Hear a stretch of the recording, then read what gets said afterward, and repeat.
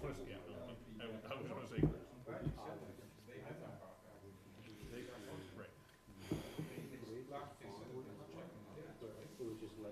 Correct. They didn't see a problem.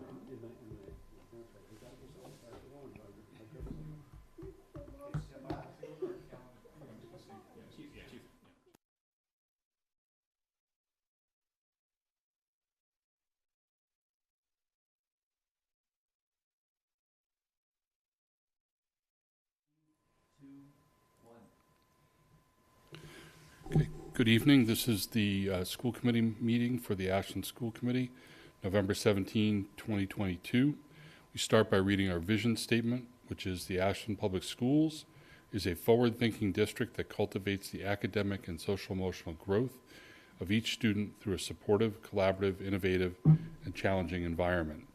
Students will develop into self-motivated, resilient, lifelong learners who embrace their role as responsible contributors to a global community. This meeting is being recorded by WACA Cable TV. We'll start by, we've done our call to order. I'll review the agenda for the evening, then ask everybody to just indicate that they're here and that they're okay with the agenda. So the agenda is first opening procedures, which we've done, public comment, administrative items for tonight, boys basketball and overnight travel, December 10th, 11th, Ashland youth softball, discussion of field update proposal, substitute teacher pay adjustment, English language education update, MCAS update, superintendent's update, assistant superintendent's update, warrant approvals. For consent actions, we have minutes. It says review and approve. It doesn't have the date. Do we have any actual minutes tonight? Okay. We might want to pass on that since we didn't put the specific date on there. Gifts and donations to review and approve those. We have member updates and action items, and then we will adjourn. And before asking for people to just confirm they're comfortable with that agenda, we're going to take one item out of order, which is to move the substitute teacher pay adjustment down to be after the English language education update, after the MCAS update. Okay. Mr. Kendall? I'm not here, but I'm all right with everything. Okay. If you pull that off, good for you. Hearing yes, and I'm not a hologram. Hearing yes. Okay. All right. So first item is our public comment. And by the way, I will keep to my tradition of skipping over something, so I'll count on you guys to catch me on that. First item on the agenda is public comment. Is there anybody from the public who wishes to speak tonight? I'm not seeing anybody on screen or in person for public comment. Okay, so we'll move to the first of our administrative items. Boys basketball overnight travel, December 10th and 11th. Mike, you want to come up to the podium and introduce yourself and explain what you're proposing? It'd be great. Sure. Thanks. My name is Mike Normant. I'm the boys basketball coach at Ashland High School. This is my third year. I, at other schools in years past, at the beginning of our season, the winter season comes on fast and goes very quickly. At the beginning of the season, I think it's really important for my players and me and the coaching staff to have an opportunity to spend some time together. We do leadership training. We're trying to really build our athletes both as teammates and also as members of their, the community in the program and also in the town and representing the town well. And we take them on a trip overnight. We go out. The plan is to stay at an overnight camp out in Great Barrington, Massachusetts. And it's just the three coaches and myself and the players on the varsity team. And we play a scrimmage and then continue on further west and spend an evening together and stay overnight and then get up the next morning and drive home. So that's what the purpose of it is, and that's what I've done in the past at other places. So. And presumably you're proposing this for December 10th and 11th. Yes, sorry. Anybody have any questions they want to pose to the coach? I think it's interesting what you're doing because we talk a lot about how, how do we extend what we talk about here with our vision, values, and the education, how that extends to athletics.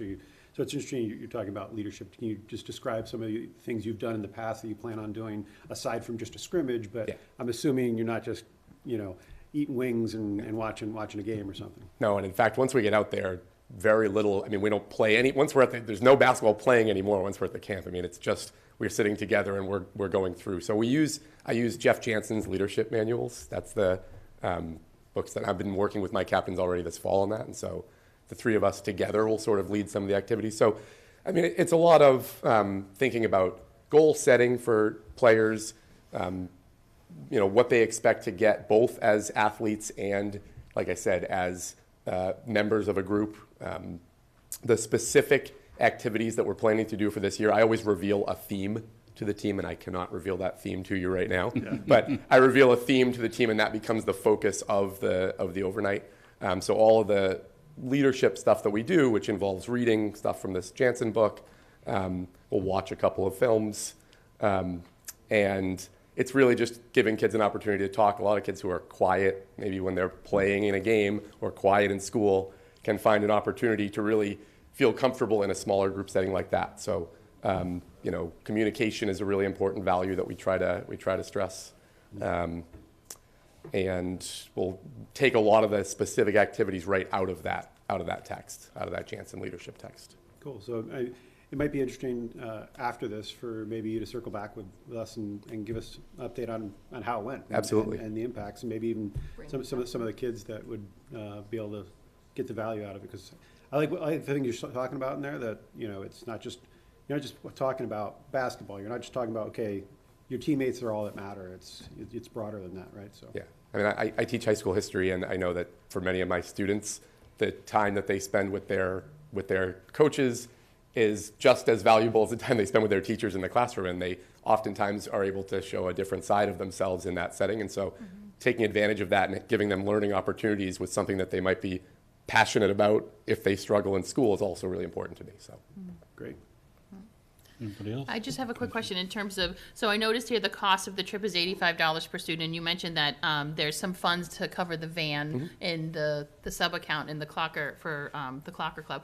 Just in terms of if there are students who may not be able to afford that, I just want to make sure it's equitably available to all the members of the team. we have enough to cover whatever we need to cover. Yeah, that's good. One of the questions I had when I went through, you're getting a van. Are you driving the van? That's the plan, yeah. Yes. And, and I assume there's nothing from a liability perspective about that, right? Anybody else? Just not traveling with the nursing staff, are there any concerns? Nobody has, do any of the boys need EpiPens or anything like that? Well, I don't have the team picked yet, so once we have the team picked, I'll certainly consult both with the nurses and with our training staff and all that, and make sure that. That's part of the sign off, right? The nurses will sign off, right? Yeah. So. Right, and notice in the document, we basically said we can't have them sign off yet because the team has not been chosen. Right. So. Okay. So this is approval of the trip, but obviously there are administrative contingencies that have to be resolved first. Yeah. Okay. So it's approved by us, but it actually hasn't gone through the full administrative process.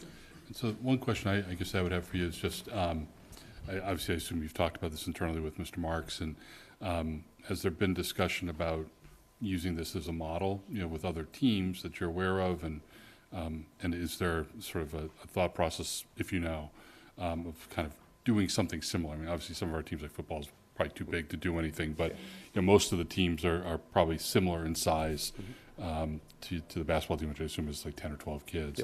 Yep. But just share with us if you've had those kind of conversations so we can think about it more broadly. Yeah, so no, the answer is I have not, but I'm more than happy to talk about, even previous trips that I've done, and then share all, any detail that anyone wants about exactly what we do, and I'll have everything, there will be an agenda typed out that I hand to every kid, and so I can share that with coaches, and Mr. Marks certainly would, I think, be willing to have that conversation I think that too. goes to kind of Paul's comment too, which is love to hear the feedback, because what you're trying to do in terms of integrating core values into athletics is important. It's something, as Paul said, we've talked about, and so I really look forward to hearing about it. If there's nothing else, is there a motion?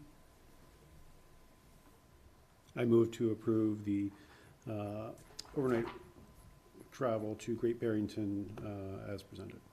Okay, second? Second. Okay, all in favor? Aye. Aye. And aye for me as well. Thank you. Thanks, Mike. Thank you very much. And Enjoy. also, thanks for the work you've done with the unified sports team and reffing the games, and appreciate that. It's great. Thank you. Next item on our agenda is the Ashland Youth Softball, discuss the field update proposal. It is. Sean, you want to come to the podium? And in the packets, you should see some pictures of things that's being proposed. And I have some comments I can leave too from some of the Girl Scouts that play softball. They wrote me a little letter to drop off for you guys Oh, too. nice. On why we should enhance the field. So I'm Sean Weglage. I've been in the program for softball for 9 years. I just became the vice president in October. Very excited to be working alongside you guys to talk about enhancing the softball field. Part of the enhancement came from when we looked at our bleachers, and we have bleachers that are to the left of our shack, so kind of closer to the school in the big field. They are falling apart, so I took some photos just to show the safety, not just for softball, but again, any kids that are playing at the field or anything like that. So the softball organization has raised enough money to be able to fund the bleachers, but that was kind of the first part of like, hey, safety first, look at that. While we were looking at that, we realized we don't really have places for other fans on the other side of the field. So whether it's home or away, we figured if we're going to put one bleacher set in, we might as well put 2 bleacher sets in, and then that also gives us more to draw from and more people to come.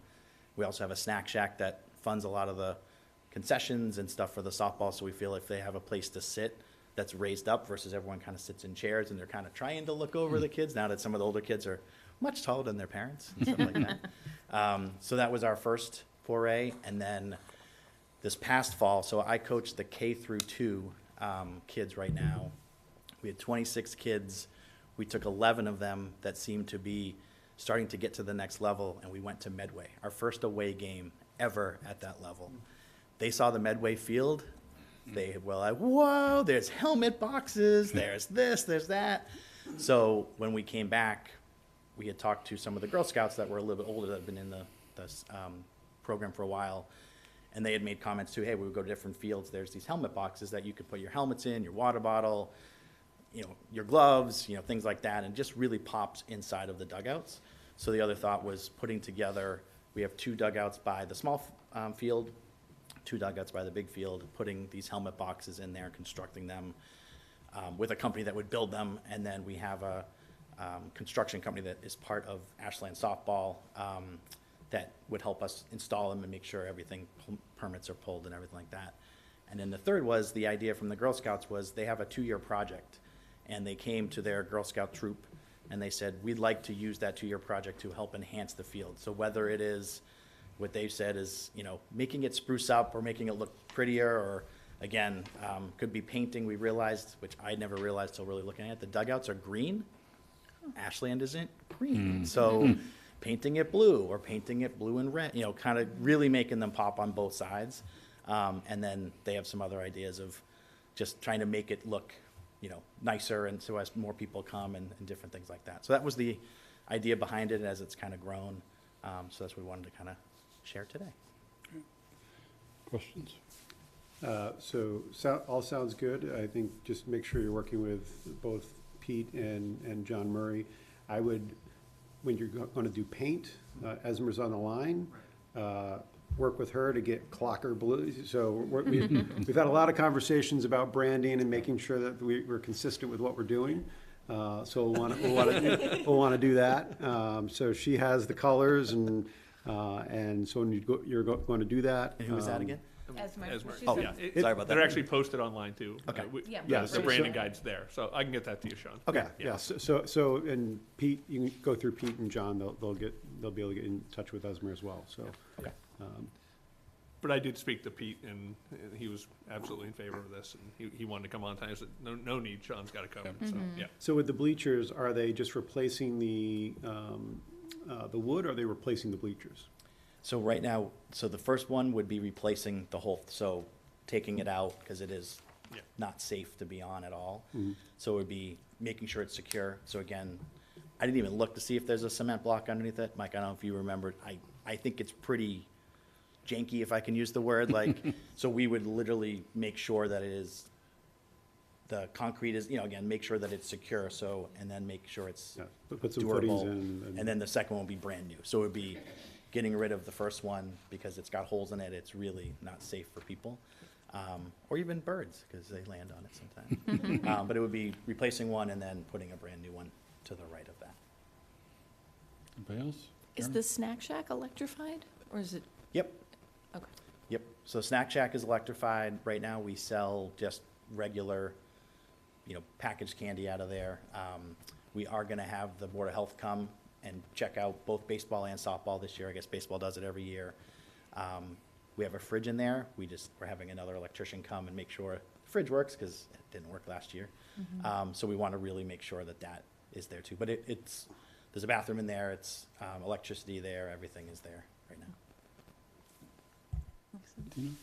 I don't have any questions. I think it sounds great. Okay, sounds great. So do we need, I was gonna say, do we need? need they're- anything? They're replacing the bleachers, you're adding you're adding bleachers that aren't there, right? Correct. So we probably need to we're- approve that. yeah, That's not because just we're a. putting something on. And they're probably putting footings, so we should probably Right. approve what we've discussed. Approve the enhancements. Yes, You I think know. it's Gorman Construction, so Pete Gorman, who's I know Pete, local. yeah. Okay, so he would pull the permits, and his wife said she'll make sure he reads emails and all this stuff. Sorry, Pete, if you're. I'll keep But it in yeah, line. he would be the one that would be doing that for us. Yeah.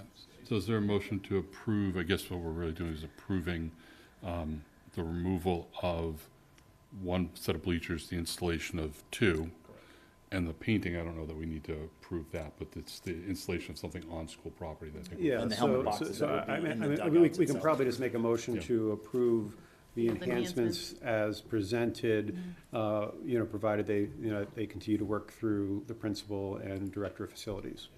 Is that your Second. motion? Yeah, there you go. All right, call for the vote. Paul? Aye. Aaron? Aye. And aye for me as well. Thank you. Thank you guys very much, appreciate it. Thank I'll you. be in Good touch night. with that email with regard to the color scheme. Okay. And Have a good day. and just while we're on a similar topic, just an update from last night, when, from the town meeting, there was a talk about, one of the CPC things was to do some enhancements to the middle school, and there was questions about, hey, some of the scoreboards have a name on it, are we retaining that? But clearly, if they're doing any work, they would need to come before us, because they're gonna be moving and placing things where there isn't, and so it'll be part of that, but just to put that on people's radar, if you weren't aware, that came up last night. So I was gonna send an email to Chief Rossi just about, hey, if you have some information, because I don't think we would probably just, hey, there was a name on there before, we're gonna have a name on it, we're gonna probably treat it as like, okay, let's understand that and get that information for So I assume at some point we're going to have to put that on an agenda for, I know it's CPC money, it's not quite the same as a private organization. I want to be careful not to go too far into this, but I assume at some point we're going to have a conversation about that at a meeting. Yeah, we'll connect with them once they have, what their proposals will be, have to come before us, Okay. just like Sean just did. Okay, all right. It's just their funding source is different. Okay, great. Next item on the agenda, English learner update, education update. Is Arnold? It's our first time before us, right? Yeah, I'm presenting. Christine, Presenting, I'm yes. gonna, Yeah. I'm gonna put up your slideshow. Give me a moment, please. I have my notes on my slideshow. So I'm Christy Arnold, the Director of English Learner Education. I came when all the principals came and did the like, hey, hi, We remember you, in the but beginning of the year. the large viewing audience might not, Yes, so. yeah. Our audience took a hit when you stood up. We should have had her go first, and there would be at least a few people in the room. It's all good. There we go. Let me go from where, okay. There we There go. we go. You- Oh, yeah, there's Next my- slide. That's me. Next slide. So I'm just going to talk, I have a few updates, just to give you a little bit of information regarding the English Language Education Department, what I've been doing in my new role, and what some of the priorities are going to be, and then I'll have time for questions. So, next slide. And then I got the teachers to send me some pictures, so there's kids in the slides. too. Nice. So just enrollment, these are the numbers that we currently have. Yeah, it's here too. So 17 English learners at the preschool level 84 at Warren, 76 at Mendez, 44 at the middle school, and 56 at the high school. And those are the current English learners. And then the other column is our former English learners. And that means they've met the exit criteria, meaning that they're proficient in English and can do classwork without additional supports. They're monitored for 4 years, so the English language teachers are monitoring those students, communicating with classroom teachers to make sure that they're still making progress for those 4 years. Unless they're in high school, then it might be 2 years or 3 years when they exit. But it's definitely a number that's a part of what the teachers have their eye on. This year, newly enrolled students, we had 228 students that indicated another language spoken at home on their home language survey. Of those students, 95 ended up being English learners. There were a few that met the exit criteria because they were coming from another district, but 95 of those students did end up being English learners. So that added to how many English learners are in the And that's- program. that's Just two- new that- enrollments? That's 228 throughout the district, right? That's, yes, new enrollments, New enrollments 220. throughout the district, all grade levels. That includes incoming kindergarten, Mm-hmm. but yes. So Right. 228. Incoming kindergarten is going to be about 170 or whatever it was, right? Yeah. 228 new enrollees had another language listed on their home language survey. Some of those, it's, sometimes they speak Russian with grandma, or sometimes they speak Portuguese with grandma, and they are fluent in English, but that is still, there's a process of either reading the home language survey and determining, okay, their dominant language is English, or doing an assessment to see, are they proficient in English? But that's how many. And what percentage of that is the total new enrollments for this year? Do you know? I'm looking at you because I'm thinking. The numbers guy might know. Yeah. It has to be a significant amount, because if we have 176 in kindergarten, We had over 430 enrollees, but Okay. that also, remember, includes 175 for kindergarten. Yeah. And then,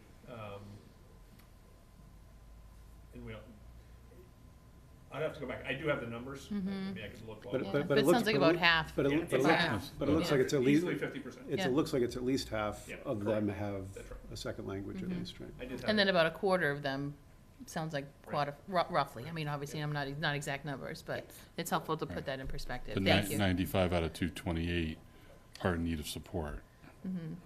If I understood Well, you right. but the 228 is the ones that had a second language listed. Right. There's 400 or whatever. But the 95 are the number that are Correct. receiving English Right. language That's the support. Right. That have been Correct. identified That we as would needing call needing ELL supports, students, right? EL Yes, we students, call right? ELLs. Yes, and of that, about half, no, I think of that number, it's a little bit more than half, but about half of the 277 are level 1 and level 2 English learners, meaning this is their first English or school, U.S. school, and they don't speak any English yet, or they have maybe a little bit, maybe they were here for 1 year in another district or even within our district. So they're about level 1s and 2s. And what that means for instruction, they would get 2 periods or 2 classes of English language instruction. So even thinking about the numbers, like it's 277, that's groups, but some of those kids need 2 Two a day. 2 classes for English learner. And can I EL. just ask how many of the 95 are kindergartners, if you know? So Warren has about 84.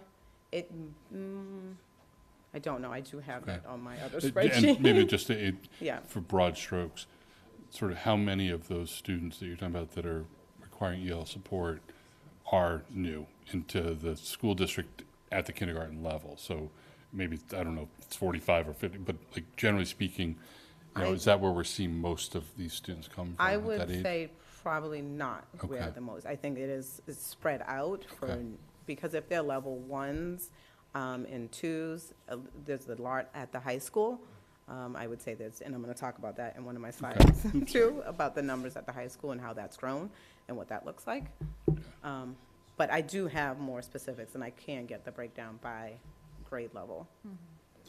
So when you show the former, the right-hand column, that is, they were provided the support within the last 4 years? Yes, Right, so, 'cause I'm assuming the formers, if we talked about their entire career here, the high school might have a larger number. Yes. But it's. Beyond the 4 years, Within the yeah. last 4 years. those are all within the last Yeah, 4 okay, years, correct. Yeah, because once they're out, then I stop But once they're out counting. of that window, then they wouldn't be on that, okay. And I believe the ones within the 4 years, that's who's counted, like within MCAS data, when you see former English learners, and if they're still making MCAS progress, that's within the 4 years. Okay. Any other questions? No. All right. Whew, no more numbers. It's a hot table. That's why I wrote down my notes. All right, so some of the highlights, since I've started, there's 2 new teachers at the high school. They actually presented to the faculty this afternoon. I was at that meeting. They're doing a great job. The 56 kids that are up there, they're working on making sure that their courses are aligned to their levels. Because there are 2 teachers now, there can be a beginner EL class and an intermediate EL class, whereas before it was all in one, and so it wasn't really tailored to the specific needs of the students at the different levels. So that's going really well, and we're working really hard on that. Lexicate. Lexicate is a interpretation service that we have contracted with this year, and it's, let's see, how can I describe it? It's through the computer, it's computer-based, but it's a person, like there's an interpreter. So we can have interpreters for conferences. So Warren School used it for their conferences this year, and they had over 50 conferences that had interpreters, where in the past, they did not have that same amount. Parents loved it, teachers loved it, the ease of use of getting an interpreter, and it's a 10-minute minimum, whereas before some of the other places that we were contracting with, it was a 2-hour minimum. So think if a conference is 20 minutes, how many you can get in that 2-hour period versus 1, and simultaneously. So that's really good.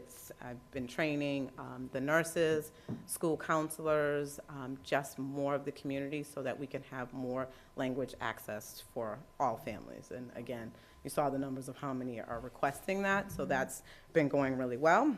Did you, were you able to touch base with the families that used the service? And did you get a feel for whether not having this before was something that was a blocker for them to fully engage? And how did they receive it? I didn't have direct communication with families yet, but teachers have reported to me exactly what you're saying. Okay. There was one parent who was like, this was great, because if you didn't have this, and because it's virtual, so like if the parent doesn't show up to the meeting and you have an interpreter there, you're on the hook for that. But because it's virtual, they can call the parent through the platform, so similar to like a Zoom, but the parent can pick up the phone and still have that meeting. And so there were a few that parents were like, this was great, thank you, like I wouldn't have been able to do this. I was able to step out of work and get on this call for 20 minutes and get the updates about what's going on with my child. I think Jim had Improving mentioned to me accessibility, too. that some of the interpreters, when the parent didn't show up, offered and would call them and be able to speak to them, and Yep. and so that's pretty cool too. Yes, and then it wasn't, the amount of in-person interpreters that are available in the area is limited, especially when all the school districts are doing conferences around the same time. So sometimes it was hard to get someone, whereas this way, I did the scheduling for Warren for this one. They're going to take it over internally, and I put in the request, and it's like an Uber for interpreters, and you put it out and it goes out. That's and, awesome. and literally, like, it's confirmed within seconds. And I think and there's an on-demand option. So if there's a nurse and a student comes in and is a level 1 student and doesn't speak English and there's something wrong, they can get an interpreter right there to find out what's going on. That's If a parent comes in and needs help with registration or needs help with transportation or anything, we can get an interpreter. That's great. And they are specific for schools, so they understand school And are they lingo, all if you will. certified, like, interpreters rather? Yeah, Yes. that's great. Yes. And you can request, like, if you have a relationship with one, so say a teacher is having regular communication with one family, you can request that same interpreter. So they, like, so there's that The familiarity continuity, with yeah. it, yeah. Yeah, that's nice. Do you get a sense to that this service will be able to scale as we want to move into Mendez and Yes. and fulfill that? Yes, so we started it, there wasn't enough time to do it for Mendez's conferences, but other schools have been using it already. So all of the principals have been trained, all of the admin assistants, some of the counselors. So I've just been working with people on like processes of like how to get the teacher request forms and things like that. So I presented to Warren right before their conferences. I'm presenting to Mendez and the middle school in the first week in December. But there are people within the building that can use it now. I have to believe that eases a lot of concern about communication from everybody. Just to know you have the access to that, to be able to communicate, not worry about miscommunication, not understanding, frustration with the parents, frustration with staff. Yep. That's a great tool. Yep, one of my goals is to erase language barrier out of everyone's vocabulary. There are no language barriers. There are enough tools where we Yeah. can make sure we're clear both ways. Yeah. Yeah. That's great. So that's definitely a highlight. Makes me very Sure. excited. And the folks at LexiKey, the customer service is amazing. They're amazing. The name is fun too. Like, Yep, and they do have a website, like if you can look it up, LexiKey, and see their website, and there's like a little video that shows how it works and those kinds of things. Let me see. Another highlight, WIDA courses for SEI teachers.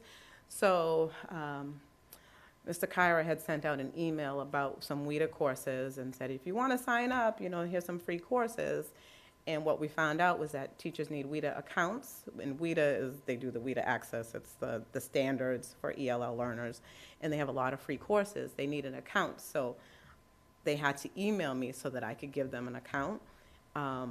And we had over 20-something teachers, and I'm still getting emails, the teachers that want accounts to be able to do these courses. So I'm really excited about that, because a lot of people did the SEI courses, and then what? Right, so there's specific courses on ELs in math, ELs in science, and family engagement, and those kinds of things. So I'm excited that teachers are really out there wanting to learn more to support our ELs as the population is growing. I thought that was a highlight. And community connections. I've worked with Esma and Jim to we're beginning to do a little bit more parent outreach and creating the community connections team, which would be a group of parent volunteers that speak multiple languages that can help greet families as they're moving into Ashland, to help answer some of those questions that they might not feel comfortable asking, like in the office. But if they had someone that is already established in Ashland and speaks their language, to help greet them and to acclimate them and answer any questions. So that's a work in progress, but we have, last I checked, at least 10 volunteers on that want to help. So that's going to continue. It's a highlight and a priority. Yeah, that's great. So I'll move on to the priorities. The big one, updating procedures and systems within the EL department. That's a lot of the record keeping, like those 228 kids that had to be screened. There's files and paperwork and processes that I'm just working on. I won't bore you the details there. But that's a big piece, and the record keeping, there's a lot, and state reporting and all of that. Curriculum and instruction for students with limited or interrupted formal education, SLIFE students.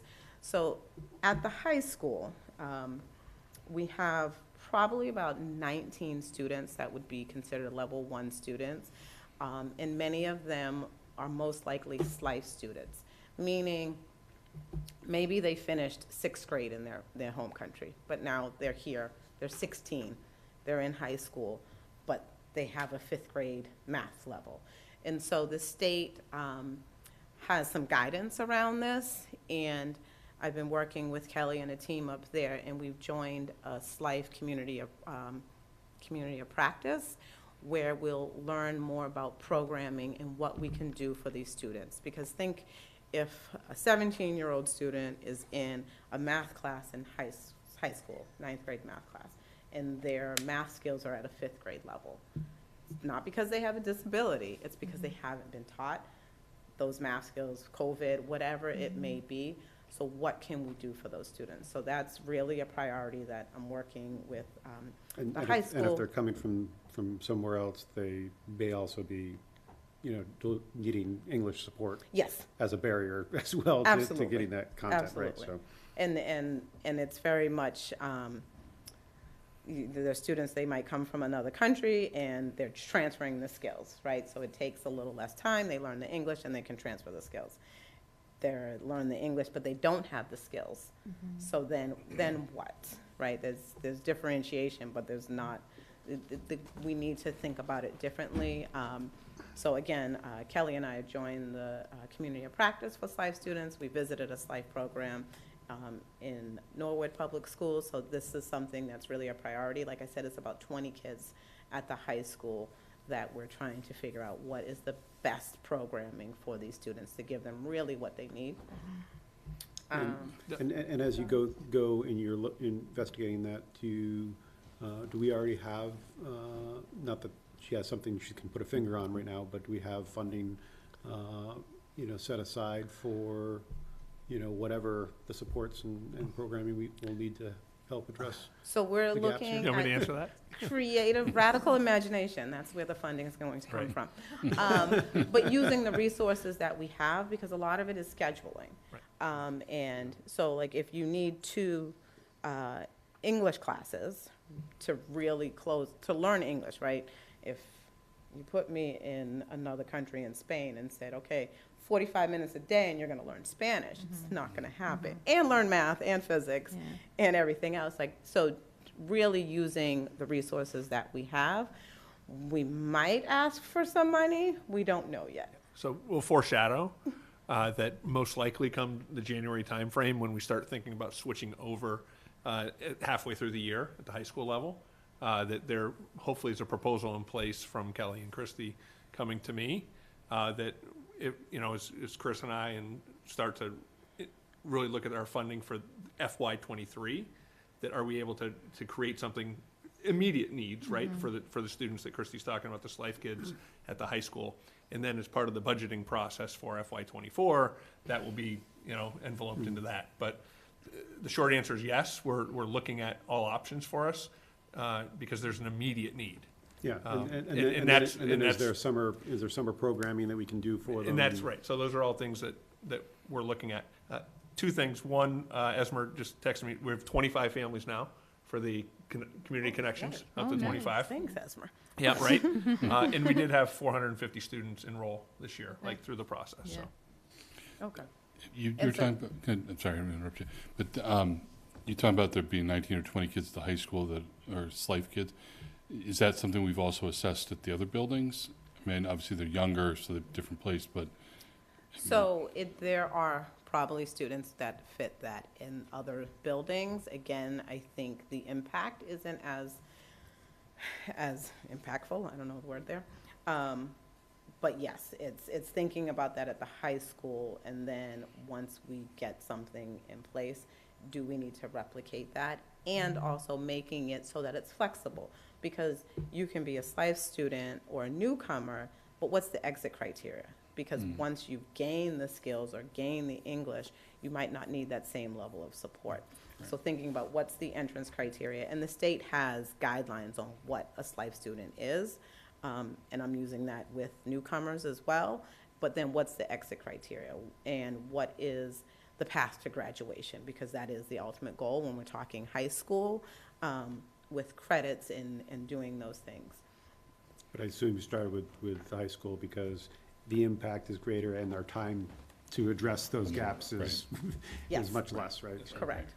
With the state guidance on these students, is it at all similar like special ed where like we have them till they're 22?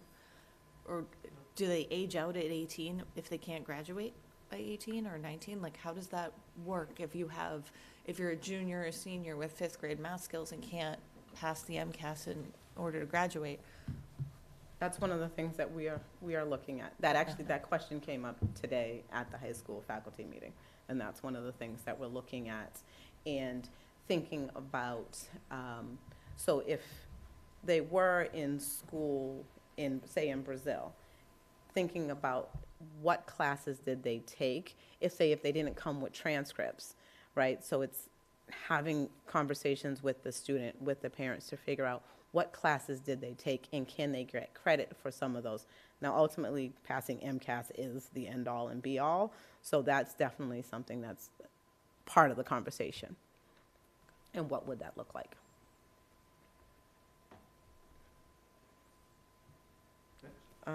Interpreters for MCAS. If Or only. just getting rid of the MCAS. Well, and then continuing to expand language access through Lexikey, through translation tools, through the community connections, and again, continuing to work on the curriculum and instruction for ELs at all levels. The SLIFE, we're talking about those newcomers, but thinking about the level 3 and level 4s, which their needs are very different than newcomers, but looking at what is their instruction for them so that they're continuing to make progress, not only on the access test, which is the EL assessment, but MCAS and other assessments so that they are successful.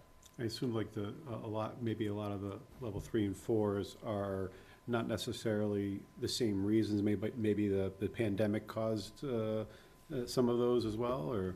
Well, so the research, right, says it takes 5 to 7 years to become fully proficient in English, and really thinking about, so our level 3s and 4s, they may be able to have social language and have conversations on the playground and maybe can write, but when we're talking academic and technical language and writing and things like that, that's what they're working on with those students. So say you're a 5th grade English learner and you started at 2nd grade, right? Your background knowledge and your skills, they're growing, but your writing might not be the same as a 5th grade student because you've only been learning English for 3 years. So you might be able to play and you can have conversations, but your writing and your technical language and things like that, that's what they're really working on.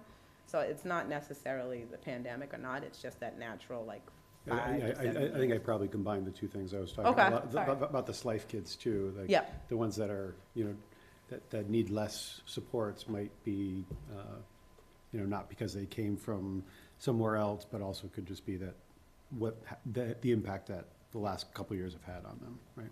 It could be, yes, absolutely. There is it has to be interrupted or lack of formal education. So is that interruption COVID related? Possibly, yeah. Anybody have any other general questions for Christy? No, but thank you for the work Yeah. you're doing. It's Yeah. wonderful. Feels like, you. it feels job. like we're really, as a district, making a lot of progress, and I'm thrilled with what you've done so far and the level of focus and direction you're bringing to these services we provide to our students. Thank you. It's been a pleasure. I feel like everyone has been really receptive, and that feels really good because I feel like we're moving in the right direction and people want to move in that direction. I'm like, And there's all right. momentum, which is Yeah. really nice. Yeah, that's what I'm like. I feel like there's movement. It seems like you have a couple of initiatives that start to foster those connections that will hopefully bring some families that we could have never gotten in the doors before to actually come into our buildings and be Well, an it sounds like you already active have. members. Yeah, right? with So, Warren, with the conferences Yeah. at Warren. Yeah, Yeah. for sure. yeah, so I think That's that's pretty exciting. And So those conferences might have occurred virtually, but now they have a connection with the teacher, and hopefully when we have an event, maybe they'll be, Yes. more willing to come in and be a part of it, so. And it is all about building relationships, and language probably was a barrier. And now word gets out, they have this service, you can ask for an interpreter during your conference. People might feel more comfortable to say, I want to share this information, and I know that they'll be able to get someone that will be able to help them communicate to us. I guess when it comes to the conferences, do we have a comparable thing for some of the written components that they do, because when I would go in for conferences, they'd have something they'd share with me that was written. Do we have something that's sufficiently translating that, or are we, you know, this helps with the oral part of it, obviously, but. So yes, so teachers are translating those things that they're handing out, and if they can't, having the interpreter there can help explain what it is. Because a lot of the translation tools, sometimes if it's not an accessible PDF, like it can't be translated, and so sometimes that, but having the interpreter there, and they will be using Lexikey also, trying it out for IEPs as well.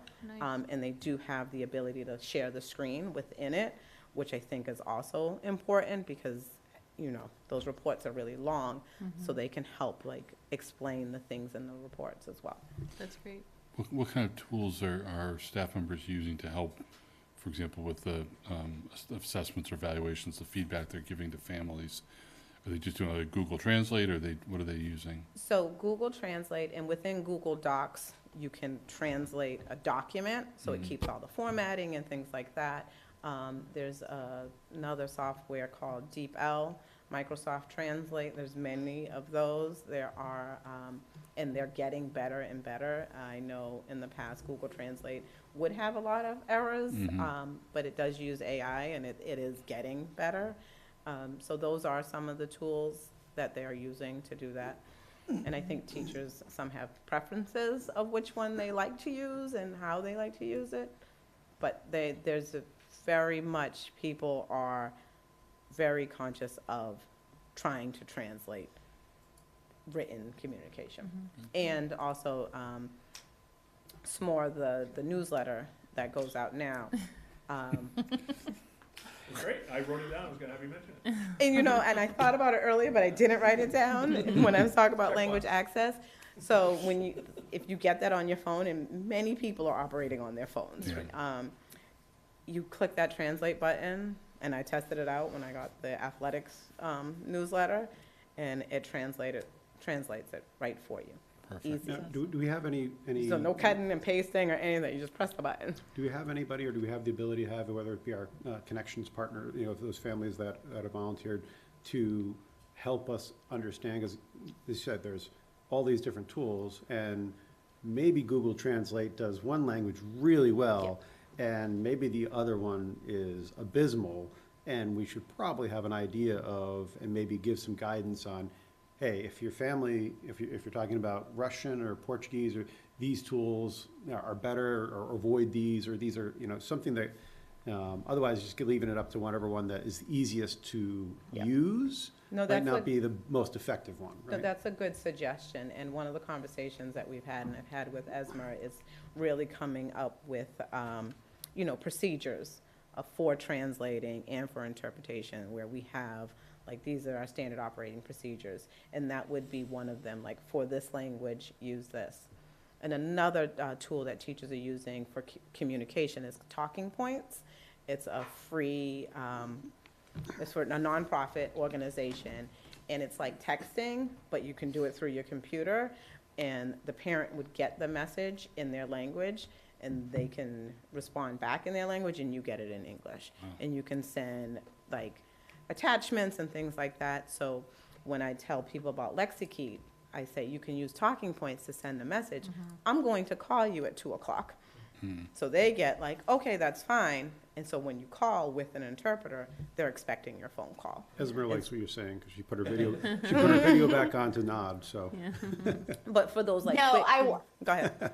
So I also wanted to add on to Christy because I've been working with her to update her page on our website, and you can actually see some of the great tools that we came up with together, on not just for families and students, but also for teachers, on kind of guiding them on which tools to use. So we do kind of tell them, for Brazilian Portuguese, that's not an option on Google Translate.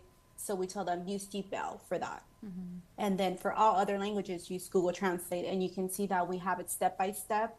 We also have videos on the website that can show people how to use it, and we work together on that. Christy has also been sending out good videos for staff on how to translate documents and kind of use all the tools that G Suite has, so that we can better use that for our families. And then SMORE, of course, we just did that last week. One of the big pushes for that was because of that translation factor.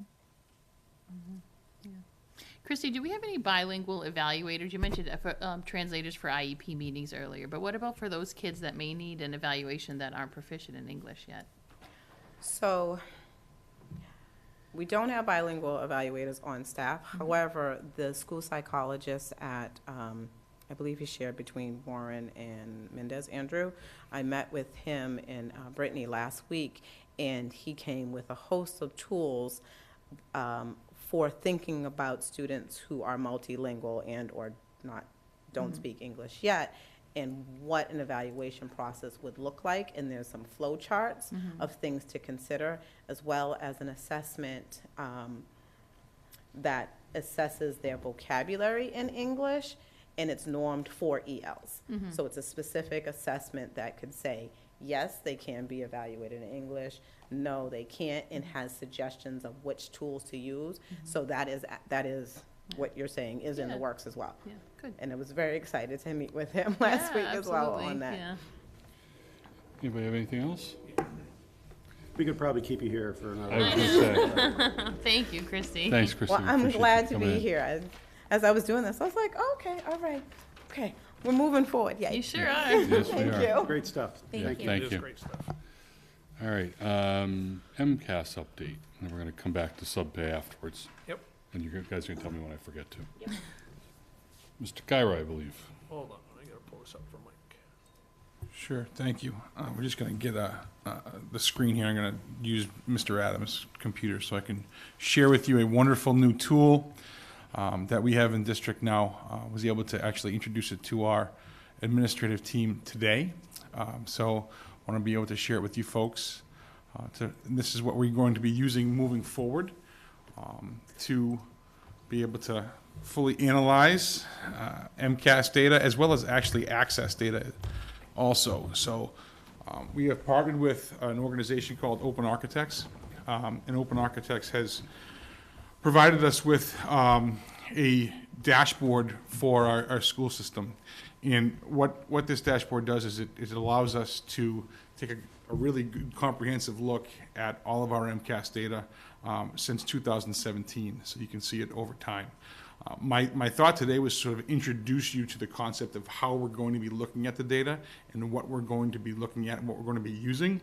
And then thinking I'll give a more comprehensive presentation to you after you have the opportunity to sort of digest some of this and come up with some questions. So some specific questions that you may have. I feel confident that I could probably answer most of those questions tonight, but I want you to be able to think about some of the things that you might want us to look at in particular. We haven't seen anything that you're gonna show us yet. No, Okay. no, because this is fairly new for all of us. Right. But we have, Paul entered the waiting room here, so I'll admit him. Yeah, not used to using a mouse. Okay. So right now, this is, a lot of different ways we can look at the data. This is an overview here of all of our schools. And you can see, based on proficiency data, 56.9% of our students were proficient, and that's 5% less than the previous year, 2021. You can see that there's a decline in our overall proficiency This is data. across all grades. This is across all grade levels. Yeah. Mike, before, just explain, use the top, just so Mark, it's a good question by Mark, but just where it says school, that's all. Right. So if he adjusts it, so right now he's just talking globally about all the students that are tested in the MCAS grades. Right. Yeah, so I can show you everything, and I will show you all the schools, but the way I was going to start was to show you sort of the whole district lens. And really, to be able to say, the way we trended this year is very similar to the rest of the state, right? So, as you can see, the state is here in the dotted line. The state also went down significantly in the proficiency. But compared to the state, we were 16% above still. So this is this spring's data? That's correct. Okay. This is, yep, This is most recent. this is the most recent data. So, and it looks like that's roughly how much higher than we've been over the So, state for yeah, the last so- couple of Yeah, years. so the Scroll gap, over it. Yeah, yep, you can see the gap here. yeah, the gap, right. Right. That's what I'm looking So at. go back, Mike, then So, yeah, So there's 2019 data, so there's in 17%. 2021, and then 2022. There's no data from 2020, obviously. And you can see it also for SGP, right? Compared to the previous year, our SGP went up. We went up by 8. And compared to the state only went up by 6. So this gives you a good percentage. But yes, we did go down by 5% overall in our proficiency. But if you look at the high school, But that graph shows us that that was very similar to the rest of the state as Correct. far as Correct. the trajectory of it. That's Not right. necessarily the height of it, but. right. And when you look at the high school, okay, I'm not sure what's happening here. Oh, losing some. Great program, I'm just kidding. While you're playing with that, Mike, just so I can, so when you look at like the SGP, if it's showing 55.3. It's your computer. It's And been we working went up fine by for me all day. 8, does that mean that the SGP was at 47 before? I'm sorry, Mark. I Yeah, sorry. So if the SGP is at 55.3 and we went up 8, yes. does that mean that we were basically at 47.3 before? Yes. Okay. Yeah, right, and I can show you that on the.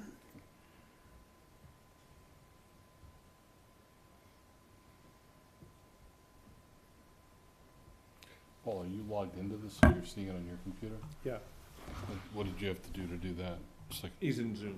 No, probably. I just, oh, you joined by Zoom. Yeah, okay. I I'm not- I thought you were talking about Zoom, so I just went into Zoom so I So- could see his so screen Mark- without kinking my neck. So I can go here, the results by year, Yeah. and I can change this to see SGP. So you can see the SGP here. In 2021, our SGP was 47. And so in 2022, the SGP was 55.3. And then, again, hopefully this time it will work. I can change it to just see the high school. So in Ashland High School, you can see that we had 77.2% proficiency. Unfortunately, it was minus 10 to the previous year, but we were 36% higher than the state. And then SGP was similar. Okay. So does that mean that, I mean, just looking at the proficiency, this is all 10th grade, right? At the high school? This is Not necessarily. not necessarily. Could be freshmen. Some of So them are I can- ninth grade. Right now, I'm at all grades, so No, it could be because 9th or science, 10th. yeah, right. So 10th grade, ELA. There you go. I'm But just- ELA, correct, yes. But is that basically that's graduation requirement, basically? Correct. right? So 77% of our We're students We're proficient. are proficient. proficient. What do you need to be able to graduate? Proficient, I assume. Proficient. So we have 23% of our kids that don't make it on at least the first try. Not necessarily. Is that proficient and advanced, Mike? So Or this just would be, proficient, yeah, it's proficient and above, yeah. Okay. So, So down below, what is it? So it's 21% of the students who are partially meeting expectations. 21% were partially, yeah. So And there's still a scale within that, though. yeah, Not meeting expectations are definitely students who have to. Right.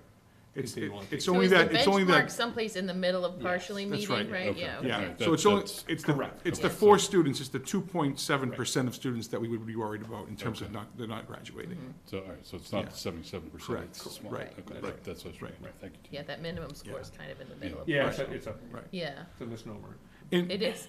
and to be able to, there's so many different things we could sit here and look at. I think this first overview is really a great one because it allows us to take a look at a lot. But we can go and see demographics now, and we can split things by demographics. And we talked about this earlier. If we go to all, now we can see how students on IEPs did, But what I really loved is this particular one here. It actually is a great visual of the gap. We talk about closing the gap. This is truly shows us where we are and how big the gap actually is, right? You have a visual representation of our proficiency gap. So our gray line is our students who are not on IEPs. Our green line is our students who are on IEPs. And the gap enlarged in 2022. So we've got some work to do. Again, both groups went down, but you see the gap got a little bit bigger for our students who are on IEPs. And can you break this down to math, ELA, science? Sure Look at can. So for this each right subject? now is ELA. Oh, okay, okay. This is Yeah. ELA. Question. Here's math. Gotcha. Okay? So, and then, you can look at it from all different demographics. What was nice to see today is that our low-income students, the gap isn't quite as big, okay, in ELA. We got that got smaller. So it's nice to be able to take a look at this and actually be able to show our teaching staff and give them these new visuals that they've never seen before. We're really happy with the way we can now start looking at the data and have a different lens, so to speak, of how to look at things. You could just dive into it so much more effectively. Like Absolutely. And one of the things that's also great is, I'll go to the next place, is item analysis. We can do complete item analysis now of all of the data as well. Each question? Yes. Oh, wow. So You can really break it. That's like that's- micro data. Wow. It's fantastic. Because Yeah. So now when we Go to look Mendez, at, for when instance. we're at grade 5 now, okay? So we're looking at Mendez, grade 5, we want to look at the ELA data. We saw that our students struggle in certain areas. Well, where are they struggling? You go down, you scroll here, when you see red, there's 12. Well, where was that? It was the language and the writing piece. Writing a narrative describing what happens next in the passage. We were below the state average in that. We only had 28% of our students get the full score, whereas a differential of -3%. So we've now got to work on writing narratives. We know that in grade 5, that's somewhere where we have to focus. And it gives us all of the different frameworks associated with that particular question. Mr. Carter, is this publicly accessible data? Like, could I pull this up, or is this only for members of the Ashland Public Schools? So this particular software is just for folks where we're inviting to see it. Got it. There's data that you can access publicly, but not like this. It doesn't dig Not to broken this, yeah, down the granular, way this yeah. is broken down. privacy information in there. Yeah. Like there are certain things, like I'm not going to open up the particular tab, but we have a student tab. So one of the things that we can do is we open up the student tab, which is not for public consumption, but I've been going through, and you can actually do scatter plots of particular classes. So we can provide the teachers with this access to this. They can now put their students into, and they can see where our students were in terms of their SGP for the subject area, where they were for proficiency, and you can say, where's our line? We can go below the line. These are our students who we have to make sure we're doing interventions with. Yeah. It's another visual representation of where we are. And I was plugging in random classes the other day when I was playing with the tool, and I was able to see, here's where this particular class is.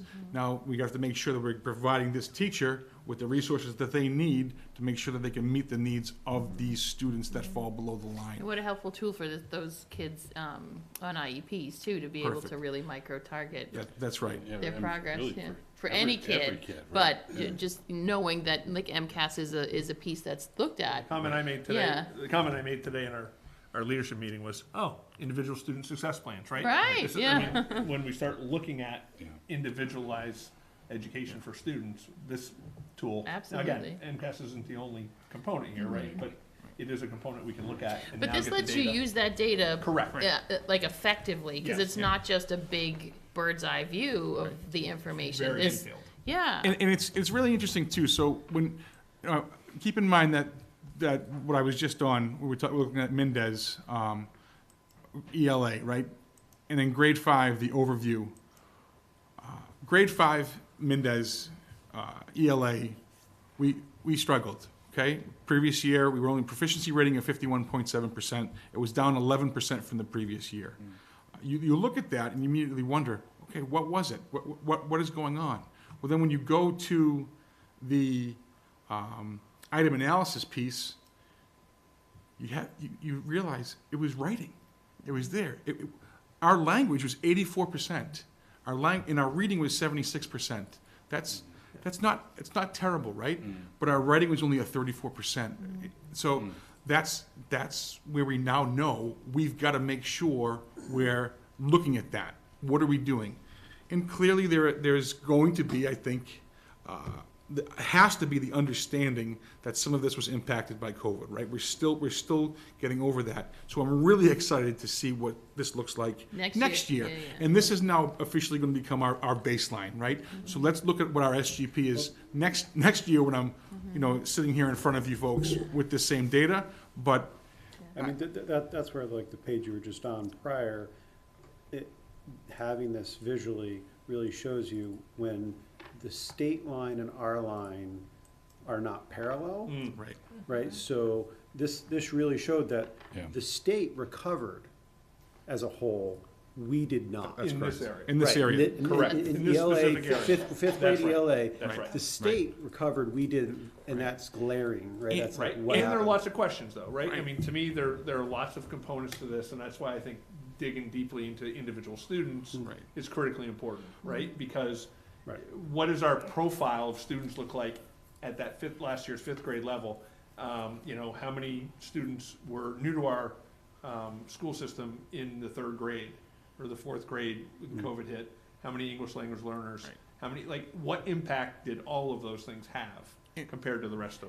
Right. And again, But this gives us an obvious place to look. That's right, Right. absolutely. Another interesting piece though too is if you look from 2017 We to were 2019, we were a little bit above that line, and we were rising. Things were moving up, and then obviously we dipped come COVID. We didn't tank as much as, That's right. as the state did, Right. but. we didn't recover as quickly. And then we didn't recover. as But well, so. if you look at other grades, it looks a little bit different, right? So in fourth grade, We just stayed. we stayed right there. So why don't we have 21 data for? There was a rise. What was your question, Paul? There is 21 data. 21, there's no not 20 data. No, That's- it doesn't have 21 data. That's SGP. That's SGP. So No, right, You it can't just, have a growth percentage from, it's a year-over-year growth percentage, so you can't have a Right. growth percentage for 20 but to somehow 21. the state has it. there was They're no. graphing the same data, there's a data Oh, I see what point you're for the saying, Paul. I see what 21st, you're saying. I see what 21 you're saying. for them and not for Yeah, us. I'm not sure, Paul. I don't know the answer to So, that. so we can't draw any conclusions I from this see your- because Right. the Yeah. graphs are not the same. I don't know why the Right. dot's, I'm not sure. I don't know why the dot's not there.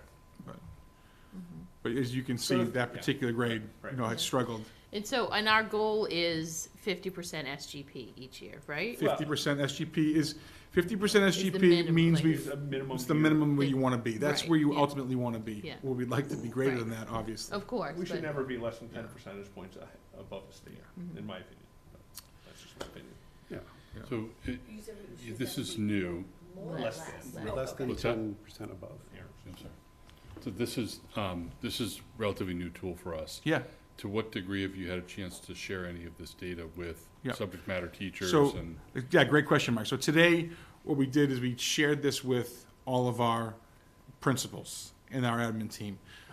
We're going to be pushing it out to all of the curriculum leaders, special education liaisons, and our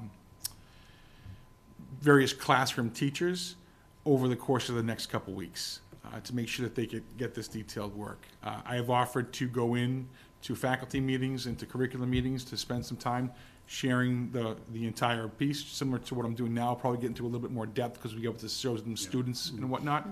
And we're going to, really dedicate some significant amount of curriculum meeting time and team meeting time to allowing folks to dig deep into this data. And will ultimately a teacher get to see the data on each of the kids, even though this test is from last year? Yeah. Right, so it measures when they were with somebody different Right. for the most part. But teacher, if I'm working with a kid this year, Yep. am I gonna be able to see, this is what last year's MCAS told Absolutely, me, and this absolutely. is what I need to do Yeah, for them? they can see, when you go into a student, you can see them over time, and you can see what they've done. And, next year, you'll be able to take a look at what your students from last year did. Yeah. So does the tool have any kind of good level of access control for the different people that you might want to give access to? Like, Yes. for instance, it'd be great if we could get access, but we shouldn't be able to see the same data that data, you yeah. should. But from a Should be able to see the district and the kids, grade yeah. level and stuff like that, it'd be really great That's- for us to have access. That's a great question. So I'm happy to reach out to the folks that I'm working with to see if you could get maybe without student-specific Right. We control. Like don't that, want, we don't yeah. want that, So- or even, I'm assuming certain staff should have certain Right. level of access and, Yep. and stuff like that, so to be able Yeah, to that was say. brought up today in our Yeah, meeting. so essentially, what they need to know is whether you would be looking at it just from a school perspective, so we can give it to teachers that would only get their certain schools, but, for instance, our fifth grade teachers want to see sixth grade data, because they want to see, and our sixth grade teachers want to see fifth grade data. So we're working with the company to make sure that we can just give certain access, so everybody doesn't have to have all of it. And that, I would assume that they could probably provide us a dashboard for certain people that would, limit their access to the student data. I can tell you, role-based access controls are a really big challenge for most Yeah. software. Yeah. So a I'll lot ask of, them. so Paul, to your point though, a lot of the information that Mike is showing that's through here, the Department of Ed, in their, if you go to district profiles Right. and click up on MCAS, much of this data you'll see. Right, you just won't see. See it like Present- this. You Kind won't like see it this, It won't be yeah. visually like presented, this. presented. That's in- right, but it's there, it's all there. This is the ultimate time-saving tool for us. No, but Gosh, there are yeah. other You companies. do Yeah. like graphs. So essentially, Type of it, so. what I had to do is upload all of our CSV files that we have of all the district data from 2017 through now, give it to them, and they present us with this. This is the stuff that we spend time on analyzing and putting into spreadsheets and trying to create our own, and now it's happening for us. So it's really a time saver. I know our assistant principals in particular are really excited, because they're the ones that end up doing a lot of that grunt work, and going in and Well, I making mean, this. taking the time to mine down to this level is Right. like, who has that time? And the other exciting thing, and I know Christy hasn't had a chance to really delve into it yet, they also do the same thing for access. So we have access data from 2018 as well. So we have to look at that and share that with our EL teachers. That's So, awesome. yeah, so I am happy to, What's the cost, Mike? this is absolutely free to us right now. Really? So, You said right now, so. Like that now there. no, No, this MCAS and access piece is free. One of the reasons I wanted to show it to you all is because there is a There will be components. there is a component of this, and I think that Tina in particular will be excited to hear this. This is a component to this where we can personalize the dashboard for our different schools to be able to get one-stop shopping for all of our data. So, for instance, if we paid for additional resources, we could take all of our BIS data, we could take all of our iReady data, we could take all of our dyslexia screener data from Amplify, and we could put that into the Warren dashboard, and we could be able to see those things over time What an as incredible well. tool for teachers. to be Great able tool to for have that teachers. access, And so we yeah. could do that for each school and determine which data points we want to put in and which benchmarks we want to put in. And all we have to do Once we is then. find that magic that- evaluation that tool, right? right. Provide them with the information, and they would then give this to us. Again, I really wanted to get to know this particular Sure. piece first before we go there. But right now, we are using a lot of different assessment tools. We haven't found that, that panacea for everything. So this would make it easier to have a one-stop shop dashboard for our staff to really be able to analyze everything. So you mentioned, so the data source of this is CSV files that you upload. Through the state, from the state. Oh, okay, but. Yeah, But you're grabbing, so you're taking the CSV files you get from the state. Right. And dumping them in here. yeah. But they already have the state data in there, I'm assuming? Or did you have to load that as well? No, we had to load that for them. Yeah, they are working with a number of districts across the state. The state's actually encouraging us to work with open architects at this point. So they have, a contract with the state, I would imagine. That's why they'd be able to offer this free for us. And, I go into the portal, the DESI portal that we get, upload all that data that's there, and provide it with them. And then if there's any additional things that we want, we just make sure we go in and get it and give it to them. But they really tell us exactly what they need for this a minimum amount of information that they have.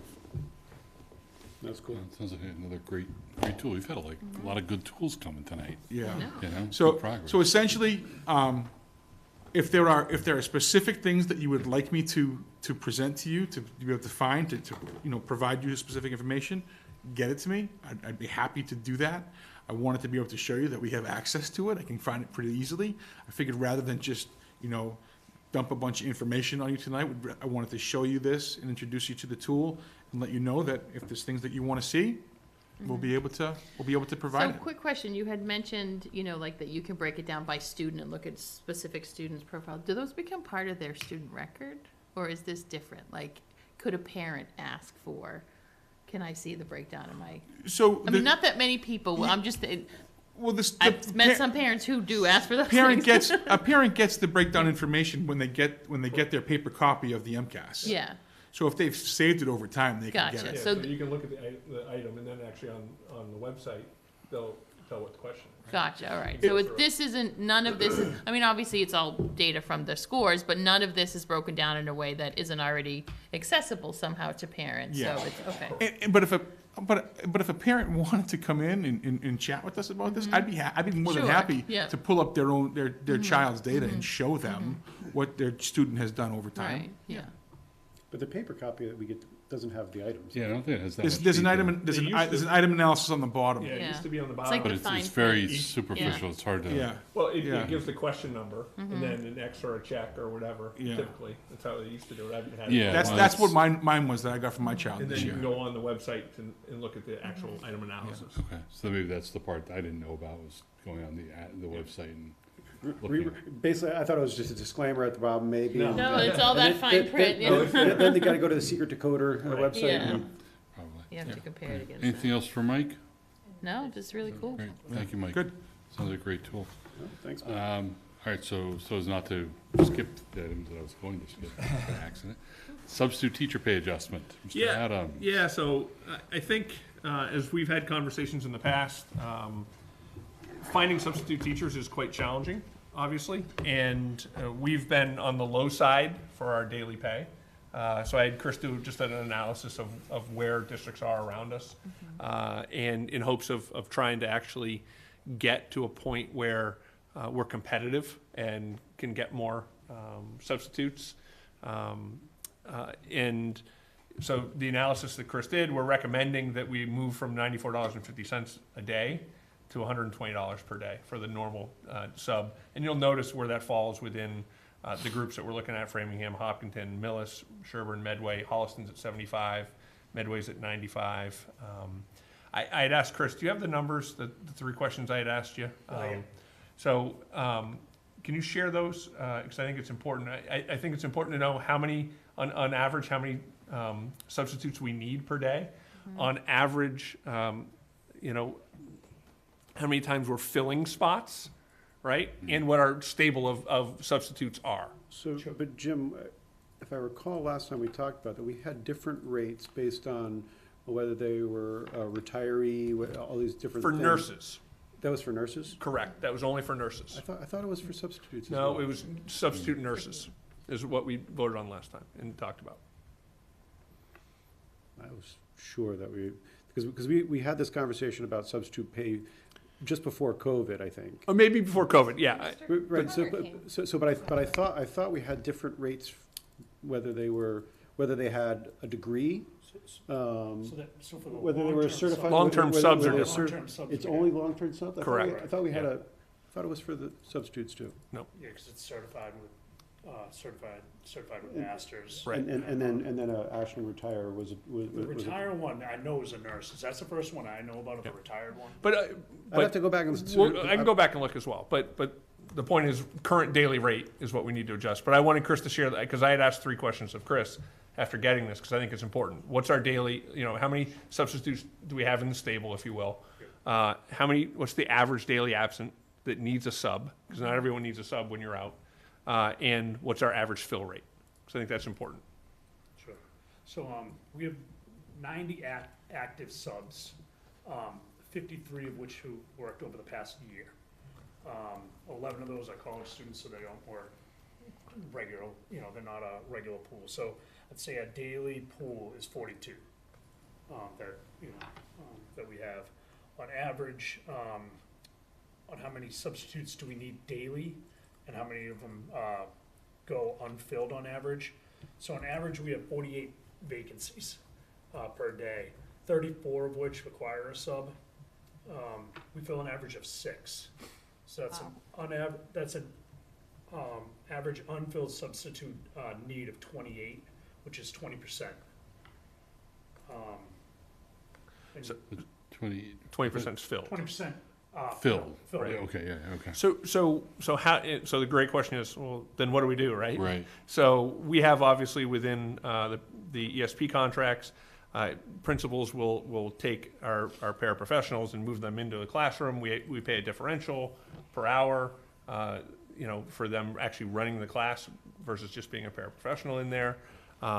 Oftentimes you might have, say if you're at the high school, instead of a duty, you might cover a class. There are ways around that.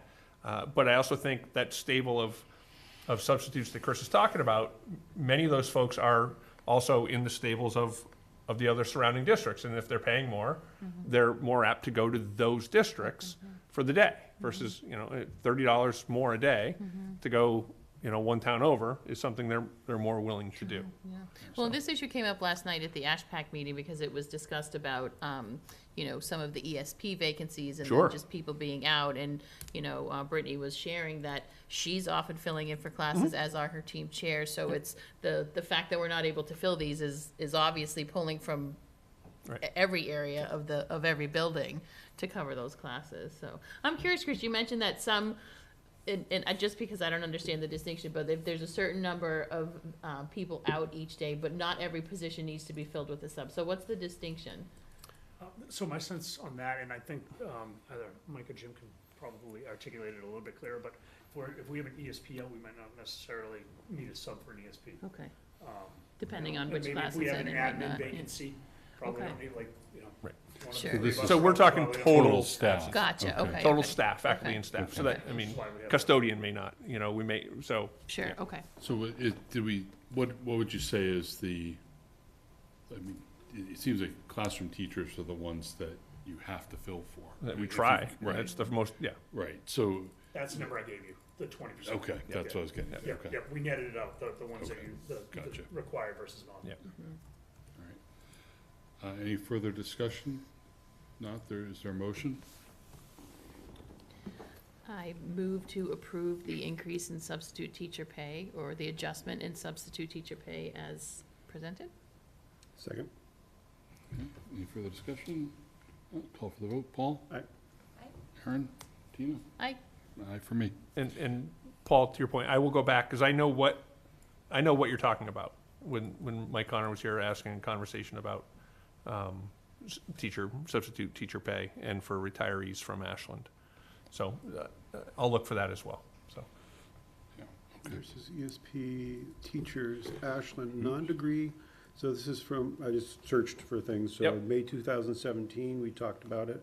We had a non-degree of $75 a day, a degree certification of $80, and retired teacher 85. So they were the same. I'm not insane. Yeah. We might have at some point Yep. consolidated, Yep.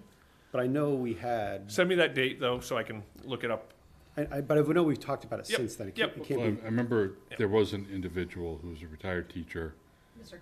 Yeah, Yeah. who came Yep, in who and came. talked to us about Yep. this, so you're right, and But he was also looking at it from a long-term, long-term sub, yeah, I think. because he was a long-term sub as well. All right, so if we need to clean any of that up, we can, but this at least lets you Yeah, move forward Yep. in the short term. But this is in the short term where we're going, so I can at least publicize it and hopefully get more folks to apply and be readily available for us. All right, so let's move on to any report you have, Jim? I don't, other than, obviously we're coming up on Thanksgiving and I want to just generalize and say, I think in conversations with teachers and students this year across the district, it's certainly been qualified as a better year. I won't call it a normal year yet because I don't think we're there. I think there's still a lot of anxiety and stress that exists across the district, but I think there's more positivity overall. at least that's the sense I get when Mike and I are walking through buildings and talking to staff. And it seems to be in a really better place than it was a year ago at this time. I fully had expected us to take, anywhere from, 3 to 5 years to fully recover, just even emotionally, from what we went through starting in 2020. And so I'm optimistic. I'm happy. I'm thankful. We've had, I said that to staff today. The additions to our team, the additional staff that we've added this year in the buildings has been really positive, and that's really exciting. And I'm talking to assistant principals and principals, though they're starting to deal with other issues that they hadn't had to deal with in the past few years, because we're either hybrid or remote, or some of the behavioral concerns that are popping up, are certainly probably can be attributed to, not having expectations of social decorum, if you will, in the classrooms and in schools. But overall, I'm excited. I just wanted to say that from as we enter into almost 90 days of being here, the first quarter's over, at the high school, and it's flown by, but it's a more positive feeling. We're certainly in the thick of budget conversations. The team is. We will be having a conversation, Esmer, myself, and Christy will be meeting on Monday about our next step with that community connection piece, like in terms of having an open house, if you will, or whatever. We haven't figured out what we're going to do, but hopefully sometime in December, January, that first meeting with families, inviting them in, a lot of our L families. So lots going on. It's good stuff. It's nice to be talking about some good stuff for, Yeah. not that we haven't had good stuff, but compared to a couple of years. Yeah, no, I'm not. No, I'm not. I will Then that can be on the I will next be coming agenda. forward. We have to have a conversation at some point in the next probably 3 or 4 meetings about the calendar for the next school year. Partly because of when we're looking at the Mendez project, trying to make sure we're when we start school, when we end school. We tend to have because of how we treat our religious holidays, we have a tendency to push on that back end often of our calendar. As late as June 27th or 28th, if you have 5 snow days, and with Juneteenth added in there now, it just exasperates the length of time. So we're gonna have to have conversations about that. I sent an email out to folks about the next steps for the strategic plan. I need to have dates wrapped up so I can get a hold of Prem and Well, why don't we we? can do that at the end. Yeah, I was gonna say, why don't Would be we do great. that one under action items? Okay, that'd be great. can do it And then tonight. we're hoping on the 15th of December to have L&P come and present the equity audit to the public. So Okay. that's what we're I hoping. assume that's our regular Thursday meeting? That's our regular Thursday meeting, Okay. yep. All right, thank you. Any questions for Jim? Oh, and, I'm sorry, I got an email from Mark. The S'mores newsletter, that last week was the first time it went out for all the school buildings. They look the same. We're getting closer. There's still some, growing pains with it for principals, and but very happy with the first step and the first iteration. So. Any response from the community? Anybody stopped to even notice? No. I know. Nobody. Well, I Yeah, do too. no. Community doesn't. Yeah. It's only if it's negative. If Yeah. it's positive, they don't say much. So. All right, I'll take it. Mike, anything? Very briefly, one of the things that we're really proud of this year is Jen Cutler has got her counseling staff and some folks to get together to do some different SEL activities throughout the district. And I wanted to point out one of the great events that's going to be happening at Warren on Tuesday. They're going to be having a day dedicated to wellness. And I just think that we always are talking about how that means a lot to our district. And now this is a a group of folks in the school that has decided that they are going to actually have a full day dedicated to the social emotional well-being of our youngest students. So I wanted to commend them for putting it together. It's going to be a day full of different activities, and there's some therapy dogs that are going to be going there. Our PE teacher is going to be putting on some football-related activities for the kids outside, putting them through some exercises. They're going to be doing some read-alouds. They're going to be having special assemblies.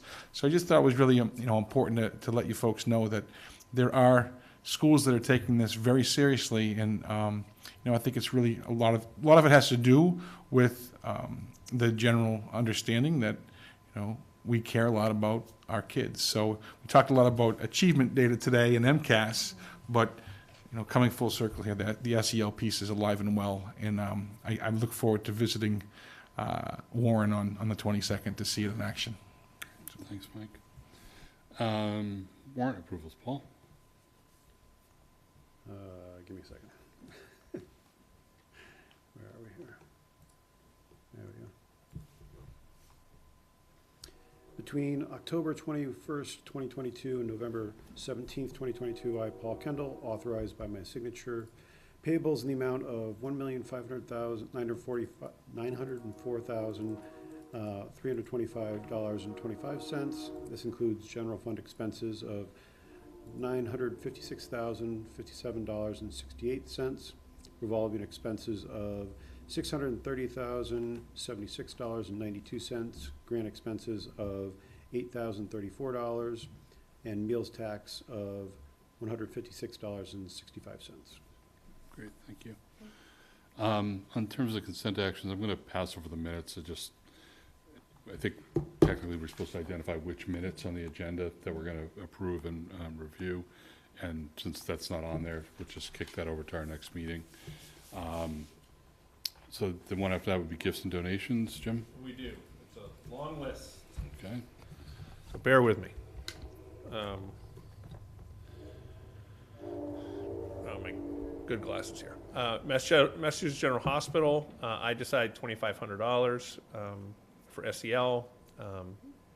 Mass General Hospital, I decided $2,500 SEL. Planet and Clothing Bins, $217 for gifts and donations miscellaneous. Another Planet Aid Clothing Bins, $459.20. WeStat to the middle school for completing Title I and Title II survey, $20. Ohio Pile Prints, $4.21. Planet Aid Clothing Bin again, $214.20. Planet Aid Clothing Bin residuals, $292.60. Anonymous to the Helping Our Own Fund, $1,500. Ashland K-12 PTO, $1,524.40 for the Mendez art expense. Blackboard Giving Fund, $25. United Home Experts, $200 to Student Council Fall Festival, the Pumpkin Fest.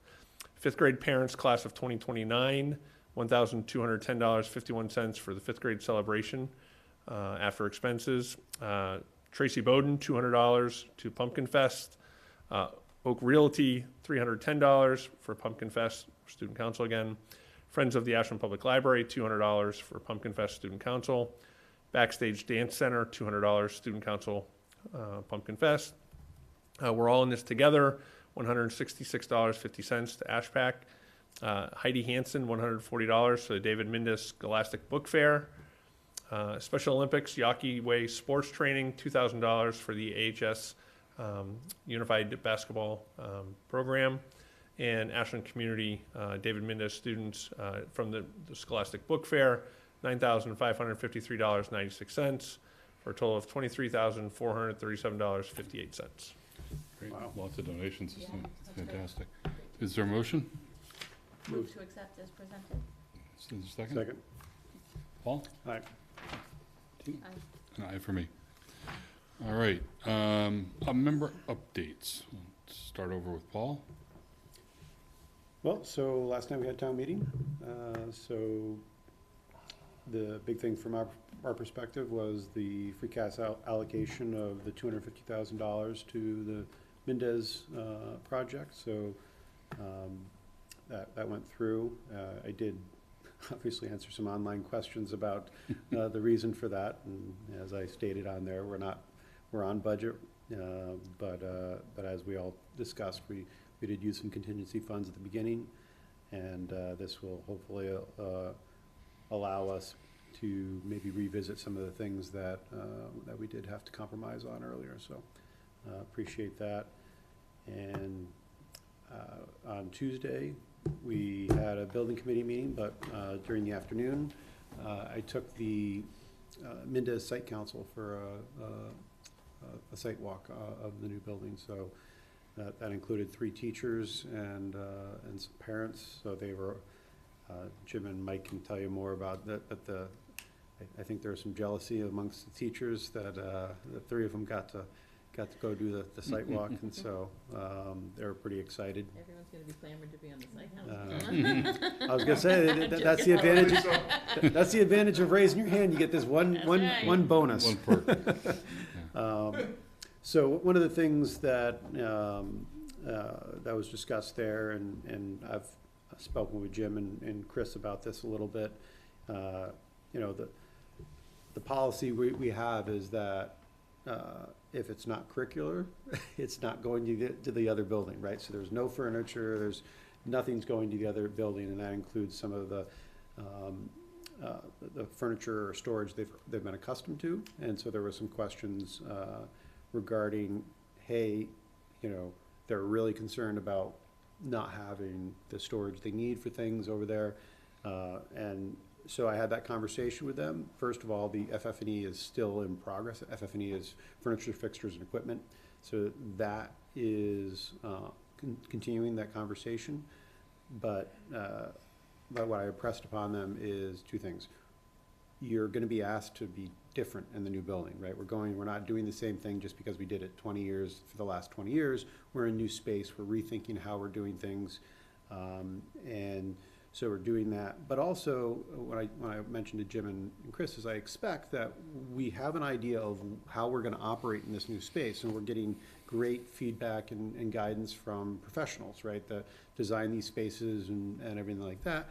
But I'm assuming that we live in it for 6 months, a year, and we try to adapt to these things, and there'll probably be some pivots we need to do. And so, and if that's at the point where the project is at its completion, and so there's not that funding mechanism to, let's make sure we have a little bit in the budget to address those things. So, you know, but I put it back on the teachers, saying, I expect to potentially have to do that, but don't think because you raise your hand you're going to get what you're asking for.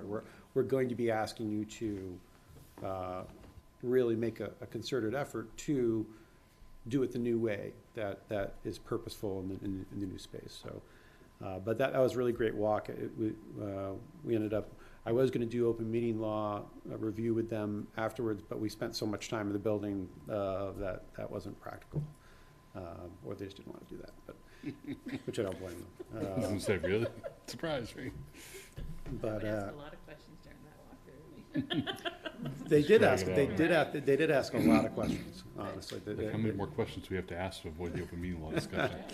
Well, they got very detailed. So the current status is the outside is relative, you know, almost fully enclosed now, and inside it's starting to take shape, and they have paint markings on floors for where walls will be. They have some things that are up, and so there were a lot of questions around what is this space with these lines, and I'm thinking back, okay, where the heck is this on the floor plan, and this little, you know, and I'm like, I haven't looked at the floor plans in detail in, I don't know, a year almost now, probably. So, but no, they were very excited. It was a really productive walk, and I know Jenna's gonna, as things start taking shape, gonna be looking to try to schedule some time for site walks with the teachers. But it'll also get them amped up, because I've talked to the project team around, I mentioned it during the design phase, but I re-mentioned it. We met with, so we have a new sustainability coordinator in town, Samantha Riley, and so we met with her a couple weeks ago with the project team to, you know, make the introductions, meet with the green engineer and those things. And I brought it up there that now's kind of about the right time to start introducing and start training our staff on how we plan to operate in the new building, because we can make a really sustainable building, it's gonna be great, but a lot of it has to do with how we operate the building and what we do within the building. So if we have certain outlets that are supposed to be, there's just so many different things, and so I've mentioned that with the consultants and stuff to start talking about how we're doing. So maybe this excitement will build, so they'll have the appetite for some of that going forward as well. But things are going. So right now, today, tomorrow, and Saturday, because they were going to do it yesterday, but with the weather, they are doing some of the paving. So that where the well fields were has been backfilled now and is flat. So you kind of get, and they've even put some of the lamp posts in. So you kind of get a real feel for the site and the space. So I think last week was the first time I'd been there since they had graded it, and so it was kind of interesting. Okay, here's the parking lot, right? And here's this space and things like that. So they're paving, putting the binder coat paving on that area and part of the loop road for winter. So they were, like I said, they were going to start that yesterday, but just like with the downtown paving, they couldn't do that yesterday. So they'll be doing that today, tomorrow, and Saturday as well. Thanks, Paul. Erin? We haven't had a meeting since the conference, so we had school committee conference down in Hyannis. School committee conference down in Hyannis, which was nice to, I think that's the first time you and I have gone together. Yeah, because you weren't there last. Yeah, I was in Atlanta last year, and you weren't able to. And I was in Atlanta last year for work, so it was nice to be back. It was nice to be with all of you, and some of the traditions, but also the content I found. I had one of the best sessions I've had in all the years, and it was about how kids learn how to read and the science behind learning how to read. So it was really interesting. Enjoyed that town meeting last night, and I'm part of what Mike is talking about on Tuesday. So Gus and I are going to be back in Warren. So we're looking forward to that. That's it. Tina? Good. So just a couple things. There have been a couple of AshPAC meetings since our last meeting. And, just want to, I know I've shared with all of you, but reiterate how happy I am that Brittany is in the position she's in. I think she's doing a great job. I really, her enthusiasm and commitment to the work that she's doing is very evident at all times. And so I'm thrilled to be there with her. One of the things that has come up continually, and I think it's been a conversation for a long time, is the difficulty with filling ESP positions. So that was one of the things that's been talked about. And, it was asked of Brittany in terms of is our pay rate for those positions a barrier? And so, I know it's going to be a part of the conversation as Brittany and, Jim and Mike look at the budget in terms of, is that something that needs to be addressed? Maybe, maybe not, but kind of that comprehensive question. And so it was, but it was a big topic of conversation. So I just wanted to share that as well. But then there've been a number of community events too. I think we haven't been together since we had Pumpkin Fest, which was amazing. I was very impressed by all the work that the student council and all the students involved did. I think it was a really fun event, not just for the students, but for the whole community. So I was really impressed with the work that went into that and how well that day went. What else?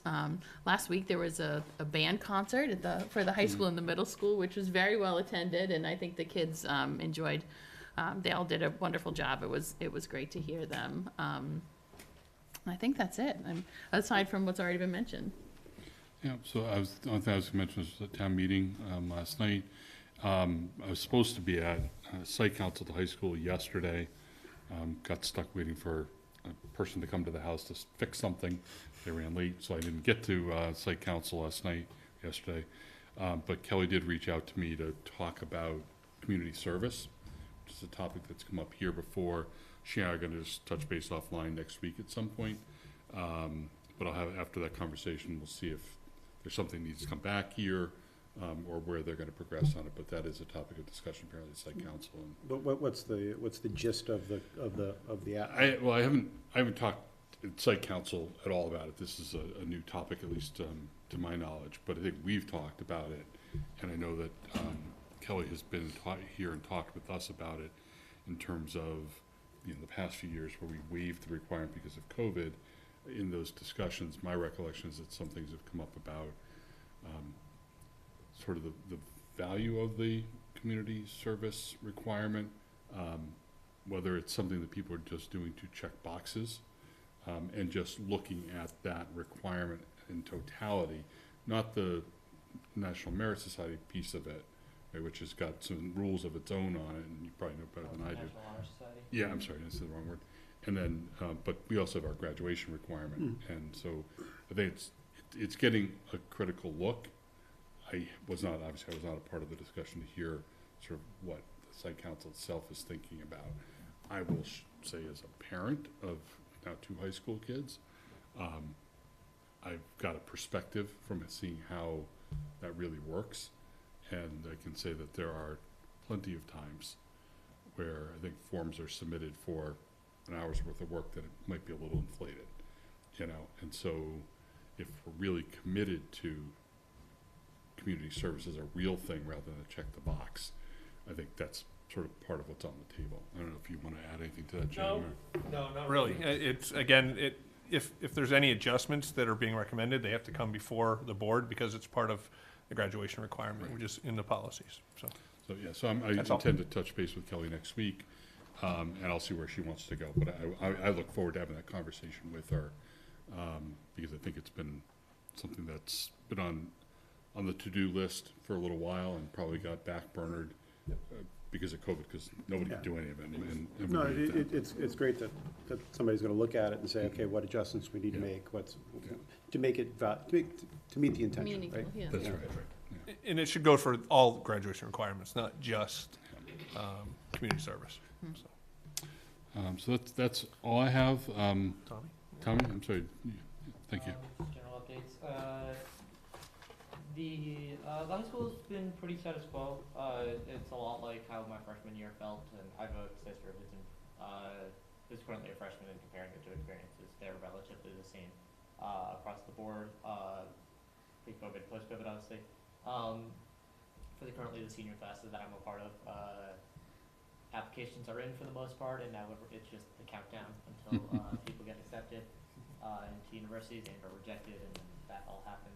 Fall sports are over. All of the teams lost in either the first or second round of the playoffs, but I think all but 2 of the teams made the playoffs, which is a nice feat. Wasn't quite as successful as last year, but they cannot be winners.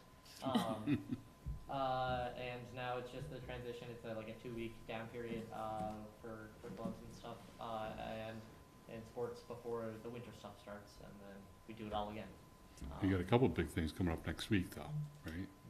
Yeah, I mean, there's going to be hallway decorating on Monday. There is going to be a rally next Wednesday, where they're excited to bring back bubble soccer, which if you guys tune into any part of the rally, tune into that part, just because it's amusing. People fall on their butts a lot. Is that during the school day? That'll be very much there, yes. And then the classes, like the sophomore through senior classes, are all planning events for the next week, just to bring people together, have a little bit of fun before Thanksgiving break, and then everyone comes back. I was thinking about the Powder Puff game in particular. But I also know, as someone who's planning that game game is not officially sanctioned by the school, so I did mention it. You got better judgment than I do, so. I believe we won't have to call it Powder Puff anymore. I Tommy said It's not a school event, yeah. I just, well, I'll leave it there. There's been a lot of practice going on in the school building, so. So Mark's trying to, switch the subject or move on? Anyway, right? Yeah. Believe me, Aaron, if I could change that name, I absolutely would. What would you change it to? As the person who's currently selling the merch would have her pump on it. Junior and senior. I wouldn't touch that with a 10-foot pole. All right, so I think the thing that we're looking at our calendars on is we have a couple meetings we need to set up. Correct. With. Well, just the first one is all we're really looking to do. All right. So this is with our strategic planning consultants. Jim had sent an email, beginning of the week maybe? So the dates are as follows. November 28th, November 30th, December 13th, December 19th, and December 20th. Those were the 5 dates that they sent forward. They said it's going to be a 3-hour window again, and in person, 4 to 7 or 5 to 8 on those. I did get responses back from 2 members, and the 30th and the 20th, so November 30th and December 20th will cross out. The 2 of them couldn't make it then. So we've got the 28th, the 13th, and the 19th are potential options. But again, here's how I'm looking at this. If y'all say we're going to push it back to the beginning of the new year, so be it. It's my goal was to try to get the strategic plan finalized by that January, beginning of February timeframe. And in order to, if we want to keep that timeline, we do have to have another working session with regard to the strategic plan, the vision, and then the buckets, priority buckets. So, Had you heard from Lori in terms of her availability? I have not yet. Okay. No. But her message the last time I talked was she was relatively flexible. Okay. I mean, so. You said the 30th? The 28th and, yeah. 30th and 20th are off the table. So the 28th was still available? Yep, Yeah. yep. So does the 28th, Monday the 28th work for You said people? 4 PM? 4 4 to 7, or Start 5 at to 8. 5, yeah. Yep. I could start at 5. 5. You Yeah. said 5. Yeah. I'm fine on the 28th. I have a doctor's appointment in the city at 2:20 at Mass. So if we did 5 to 8, 5 to 8? Hopefully. Yeah, by that, but- I don't know. right, Well, so, I mean, just pause on that, right? So, table that, it's a possible. so it sounds possible. The next one was 13th? the 13th 13th. of December. Does the 13th work for people? That's a Tuesday, we no, have a building committee That's a meeting. building committee. Okay, so Right, 13th that's off doesn't the work. table. I didn't check my calendar. I didn't check everybody else's. And what was the last The one? To 19th, 19. which is a Monday again. Yeah, so Mondays are that really- didn't work that for didn't- me. Okay, So it sounds like, let's see if we can So make it's the like the 28th. 28th, yeah. Yeah. I won't do it down in the city. It's just city traffic and Yeah. doctors. No, it's Well, I Monday, mean, it's you know, Monday, if so you hopefully. miss, if you're 20 minutes late, it's Yeah, not the end of the I know, world, I I don't know. think, so. yeah. But you'd be better off if we do it at 5. Yeah, Give you so, a so, little so, more time. Same so here, 5, yeah. 5 on 28th, and I'll touch Okay. base with Lori and, I'm doing it right now. Yeah. okay.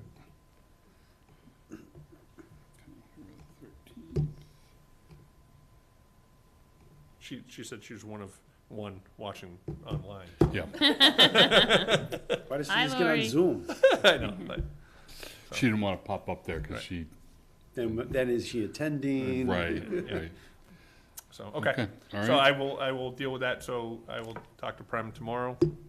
So that means we need to get an agenda and to get that posted Yeah, we by, really, tomorrow, Monday, just for the holiday, we'll be correct. careful. Well, Monday I have to anyway because we should meet Monday because we have a meeting on the 3rd as well. She's good for that date as well. Okay, So we're good. So we'll get that posted. I can do that one tomorrow, but we do need to meet Mark anyway okay, yep. because our first meeting is on the 1st of December. All right, so any further business? Oh, we also have a policy, subcommittee meeting Monday, that's at noon. on Monday. So just, FYI, we're gonna be coming, well, not to be intimidated, so we'll be sending a bunch of policies to be on our agendas in the future, but a lot of them. March, right? The bulk of what I'm gonna send in the first round are Budget. minor updates and just accepting the minor updates from MASC. But so, FYI, then we're gonna be addressing some additional ones, start to address some additional ones on Mondays, just Okay. an FYI. I'm gonna try again. Is there a motion to adjourn? So moved. I got lots of You got me motions. looking at my calendar, sorry. It's, so I've got a first, who wants to be the second? Second. All right, thank you, Preston.